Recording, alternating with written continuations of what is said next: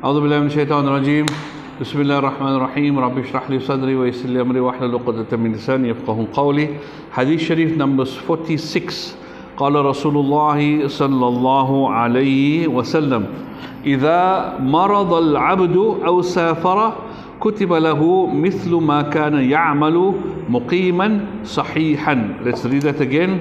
قال رسول الله صلى الله عليه وسلم إذا مرض العبد أو سافر كتب له مثل ما كان يعمل مقيما صحيحا. This is a hadith from Bukhari Sharif. A hadith from where? Bukhari Sharif, right? What is the meaning? Rasulullah sallallahu alaihi wasallam said that when a person falls sick or travels, reward will be recorded for him for that which he used to do when he was home and while in good health. Right, so this hadith sharif demonstrates the wonderful grace and mercy of Allah subhanahu wa ta'ala upon us. Right, so here is commentary about the hadith sharif, but let me just explain to you in my own words. But this is also my words here, the commentary. Anyway, let me just explain to you. So the Prophet ﷺ is talking about a person who travels or a person who is sick. Now, when you are at home, you are most comfortable at home. Am I not?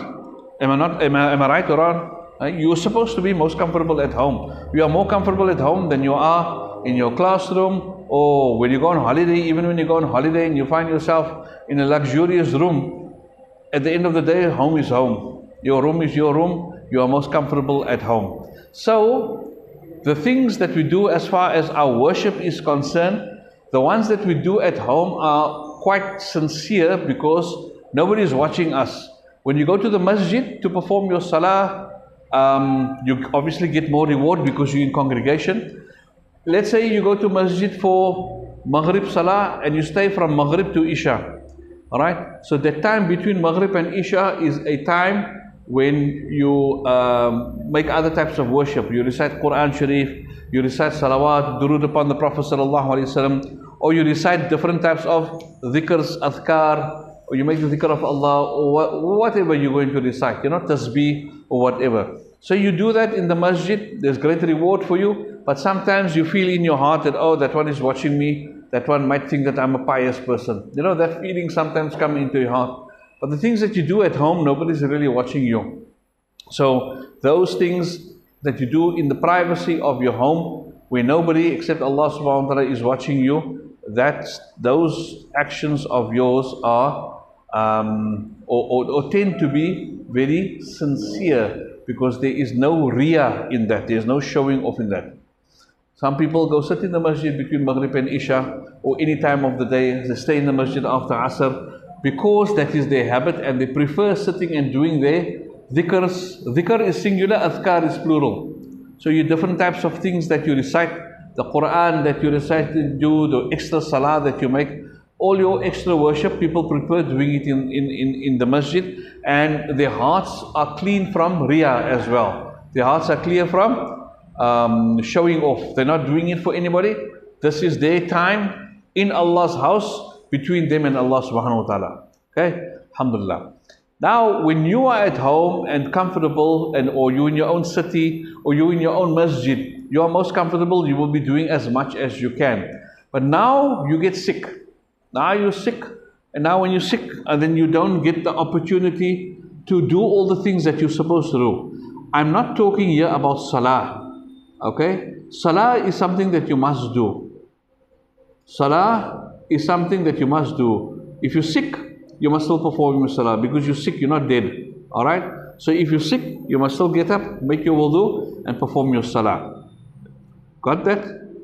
When you got a flu, when you got a cold, or you got measles, or you got whatever, COVID, whatever, that is not an excuse for you to not make salah. You have to make your salah at all times. Alright? But there are the other things that you do, there are other worship that you do that might get missed because you are sick, because you're taking your medication now, and medication makes you tired, it makes you drowsy, so maybe you don't get the time to do all your adhkar, all your recitation. You don't get time maybe to read the Quran that you used to read when you were healthy. Maybe you don't get the time to read all the dhikrs that you used to read when you were healthy. Are you paying attention? You don't get the time to recite the Quran. Maybe when you were well, you recite half a para a day or one juz per day. But now you are sick, you don't get the opportunity to do that because you are sick. You don't feel good, your head is sore, your eyes are sore, so now you don't get that opportunity. So what Rasulullah sallallahu, and then while you're lying in the bed, you say to yourself, yes, man, I'm so sick, my head is so sore, my eyes are sore, I wish I could still, I could manage to recite the Quran. I wish I could manage to do my tasbeehs or whatever the case may be, whatever you used to do when you were healthy. So what this hadith of the Prophet ﷺ is saying, that when a person falls sick, he will be rewarded, or reward will be recorded for him for that what he used to do while he was in good health.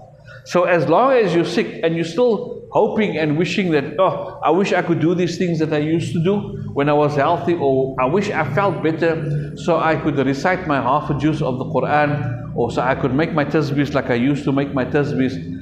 If you have that within your heart while you are sick and you don't do those things, Allah will still grant you the reward of that. Subhanallah. Isn't that great of Allah subhanahu wa ta'ala? Isn't that merciful and gracious upon Allah, that you get a reward for something that you're not doing, but you wish you wanted to do it, because this is what you used to do while you were in a state of good health. So Allah rewards you for that.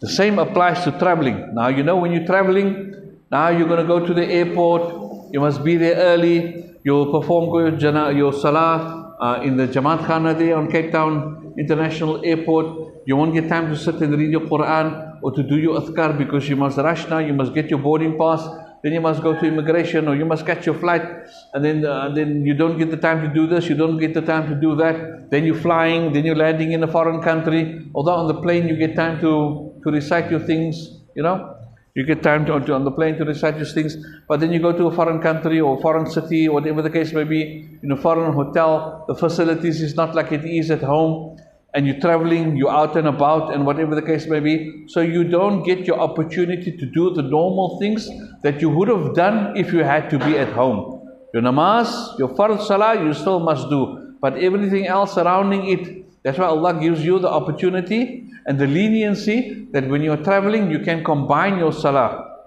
You can combine your Dhuhr and your Asr, you can combine your Maghrib and your Isha, you can even shorten the salahs with 4 rakats from 4 to 2. From 4 to 2 you can shorten these rakats, because you are a musafir, you are a traveler, and still yet you will get the full reward from Allah subhanahu wa ta'ala. So Allah grants you that concession, and Allah subhanahu wa ta'ala gives you the reward of the things that you used to do had you been at home, and you'll get that reward even while you are traveling and not doing those things. Allah's mercy and rahmah is great upon us. So bear this in mind. It's a very beautiful hadith sharif, and this hadith sharif also applies, especially now that the month of Ramadan is starting next week. It applies to diabetic people, for example. Say for instance, your parents or your grandparents, somebody is diabetic, the doctor tells them you cannot fast. Why? Because of your sugar level. Your sugar level is going to spike, your sugar level is going to drop, or whatever the case may be. You need to take your medication, so you cannot fast. So there are many diabetics who are older who do not fast during the month of Ramadan, but they wish they could fast, but they can't fast because they're sick. So if you wish that you could fast, Allah will still grant you that reward. If you say, lekker, I don't have to fast, that's a different situation.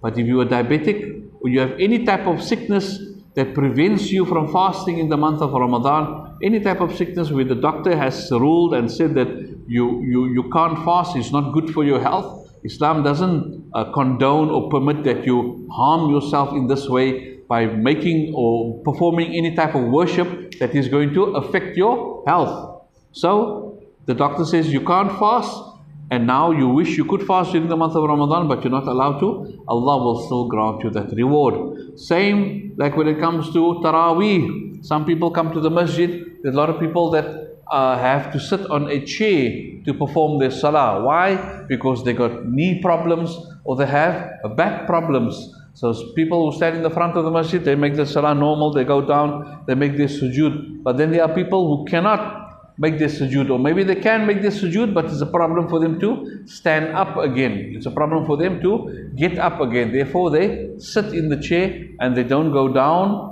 like normally. They don't go down. They sit and they perform their salah in the chair. Or maybe they have a back problem or issue like that where they can't stand long because Taraweeh is long, so they can't stand long. The back gets sore, this and that. Now, when the back gets sore or there's a problem in salah and you are still forcing your body and subjecting yourself to the pain, and then the thought comes into your mind, can't the salah finish?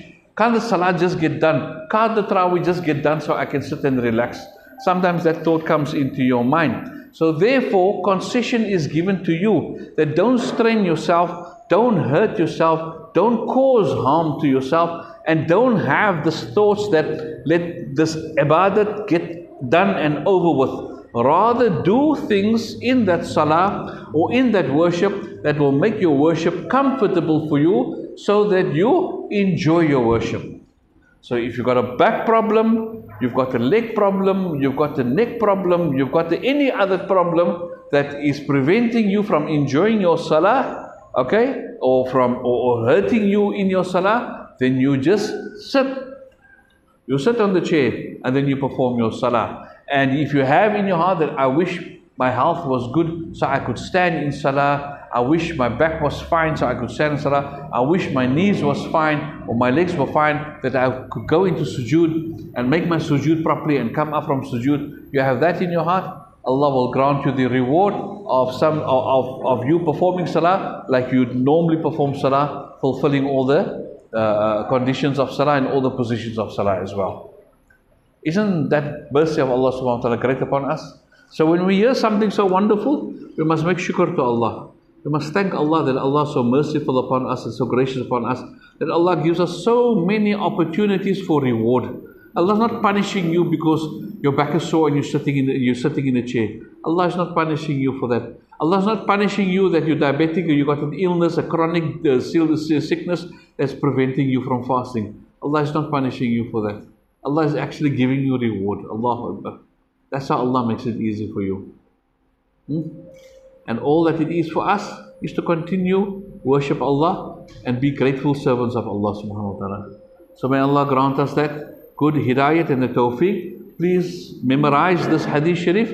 I'm going to test you next week, not only on your tartib, but on this hadith sharif as well. Alright. Assalamu alaikum wa rahmatullahi wa barakatuh.